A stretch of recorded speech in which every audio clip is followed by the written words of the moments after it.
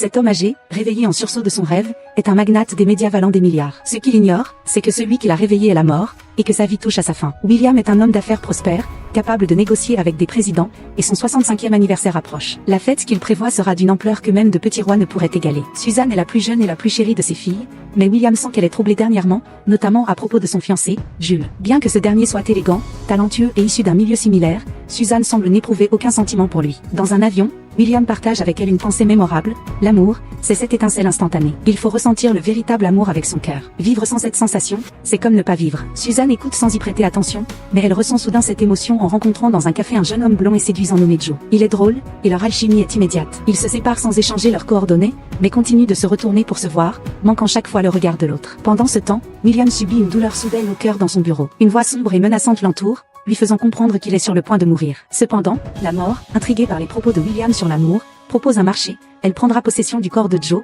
un jeune homme récemment décédé dans un accident, pour découvrir la vie humaine, en échange de quelques jours supplémentaires pour William. Lorsque Joe apparaît à la maison de William pour le dîner, Suzanne est bouleversée. Elle ne comprend pas comment ce jeune homme, qui l'a tant troublé au café, se retrouve chez son père. Joe semble complètement différent, émerveillé par tout ce qui l'entoure, et a même oublié leur rencontre du matin. Après le repas, la mort, incarnée dans Joe, s'installe dans le grand manoir de William, s'émerveillant de tout, jusqu'au lit moelleux. La nuit, il se promène, fasciné par son reflet et goûte le beurre de cacahuète, déclarant en vouloir plus. Par hasard, il aperçoit Suzanne en train de nager et est envoûté par sa beauté, tandis qu'elle, intriguée, se demande qui il est et pourquoi il agit comme une toute autre personne. La mort ne peut répondre directement, mais lui demande de devenir ami, affirmant que cette expérience de vie humaine est rare. Le lendemain, William aide la mort à nouer sa cravate avant d'aller travailler, espérant vivre ses derniers instants pleinement. Pourtant, la mort s'accroche à lui, dérangeant même ses réunions de travail en tournant sur les chaises et en grignotant des collations, ce qui agace William. Pour se libérer, il lui donne de l'argent et lui propose d'aller explorer. La mort se rend alors à l'hôpital où travaille Suzanne, qui est médecin. Il l'interrompt en plein travail, l'observant de près et proposant même son aide. Une vieille dame en fauteuil roulant le reconnaît soudainement et s'écrie,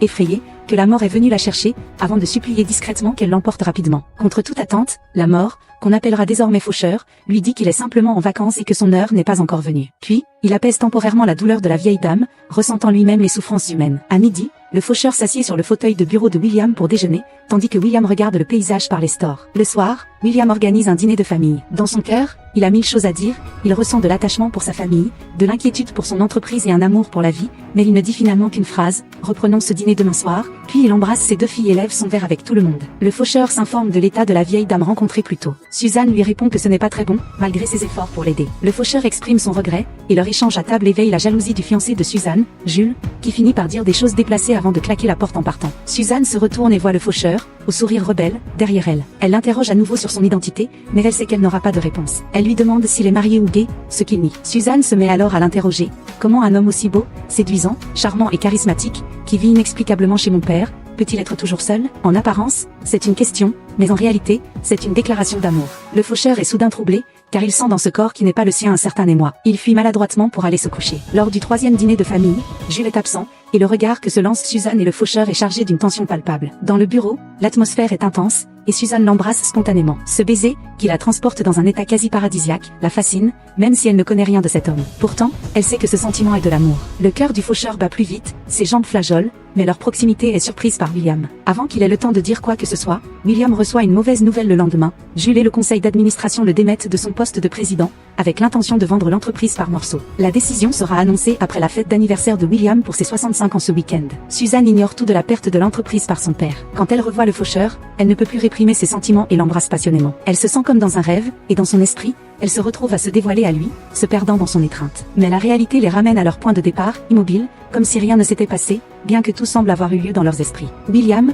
debout dans l'escalier, les observe, sentant qu'après 20 ans d'efforts, sa perle précieuse est convoitée. Serrant les poings, il crie au faucheur, après le départ de sa fille, que si celui-ci est si courageux, il n'a qu'à s'en prendre à lui, mais qu'il laisse sa fille tranquille. Bien qu'il soit impuissant face au faucheur, il est inquiet pour Suzanne. Il est heureux qu'elle ait trouvé le véritable amour, mais il sait que cet amour est voué à l'échec, car le faucheur ne peut rester dans le monde des vivants. Le lendemain, le faucheur, apportant des fleurs, se rend à l'hôpital pour voir Suzanne, mais apprend qu'elle n'a pas encore commencé son service. Il en profite pour visiter la vieille dame. Celle-ci, croyant qu'il est venu pour elle, est soulagée, pensant que son heure est enfin venue. Mais le faucheur la rassure en lui disant que ce n'est pas encore le moment et qu'il passait simplement par là. La vieille dame, apprenant que le faucheur vit une romance avec sa médecin, trouve cela absurde et irresponsable envers Suzanne. Elle ajoute qu'il est cruel de passer sans cesse devant elle sans l'emmener, car cela la fait davantage souffrir. Elle lui conseille de quitter ce monde sans s'attacher, car la fin de la vie devrait être empreinte de beaux souvenirs et de sérénité. Ces mots semblent réveiller le faucheur, qui se rappelle qu'il n'est ici que pour des vacances. Ayant expérimenté ce qu'il devait, il retourne voir William et lui révèle qu'après la fête d'anniversaire, il emmènera Suzanne avec lui. William répond calmement qu'il est prêt. Mais dans les yeux du faucheur, il n'y a que l'éclat magnifique de Suzanne. Il lui annonce qu'il doit partir ce soir. Tous deux se confient leur amour et se prennent dans les bras, peinés de devoir se quitter. Suzanne propose alors de partir avec lui, prête à tout abandonner. À cet instant, le faucheur a une idée audacieuse et se rend poliment dans le bureau de William pour lui demander s'il peut emmener sa fille avec lui, précisant que ce n'est pas parce que son heure est venue, mais parce qu'il l'aime. William, furieux intérieurement, force un sourire et lui explique que ce qu'il ressent n'est pas de l'amour, mais de la camaraderie. Selon lui, l'amour véritable est fait de confiance et de responsabilité, et implique de ne jamais blesser celle que l'on aime. Il ajoute qu'il n'a pas révélé son identité ni sa destination et que Suzanne aime seulement le corps qu'il occupe. Le faucheur doute alors, Suzanne aime-t-elle son âme ou bien ce corps? Alors qu'il s'apprête à lui avouer sa vraie nature, Suzanne mentionne leur première rencontre au café, avouant qu'elle est tombée amoureuse de lui à ce moment-là. Troublé, il se demande si elle aime Joe, le jeune homme du café. Ils échangent un baiser passionné, mais Suzanne y sent le goût d'un adieu. Le faucheur révèle brièvement son véritable visage, avant de lui faire croire qu'il est toujours Joe. Le faucheur se fait ensuite passer pour un agent du fisc afin de déjouer les plans de Jules, qui, craignant la prison, démissionne, sauvant ainsi l'entreprise de William. Lors de la dernière fête de sa vie, William prononce un discours, souhaitant qu'au réveil après leur 65e anniversaire, chacun puisse se dire qu'il n'a aucun regret. Après avoir embrassé sa famille et dansé avec sa fille, il lui confie combien il l'aime et lui demande de ne pas s'inquiéter pour lui. Il la rassure en lui disant que, peu importe ce qui se passera, il ira bien. La fête touche à sa fin, et pendant que tout le monde admire les feux d'artifice, William et le faucheur quittent discrètement la scène de sa vie. Si le faucheur a choisi d'expérimenter l'humanité à ses côtés, c'est en raison de sa droiture, de son courage et de sa bienveillance. Suzanne, pressentant quelque chose, aperçoit son père et Joe s'éloigner. Elle se précipite, mais seul Joe revient, semblable au jeune homme du café. Le faucheur lui avait promis d'être toujours Joe pour elle, quitte à enfreindre les règles pour le ramener. Joe, confus de ce qui s'est passé, se retrouve pourtant avec la fille qui lui a fait chavirer le cœur. Suzanne, comprenant partiellement la situation, ressent un vide, comme si elle avait perdu une partie de sa vie. Elle ne sait pas comment renouer avec Joe, mais il lui répond exactement comme le faucheur l'avait fait auparavant, en lui suggérant de laisser les choses suivre leur cours. En cet instant, Suzanne se sent apaisée, réalisant peut-être qu'elle a toujours aimé la même personne. On ne peut nier que Brad Pitt, au sommet de sa beauté et de son talent, est fascinant. Il incarne deux personnages avec brio, et le film explore le temps,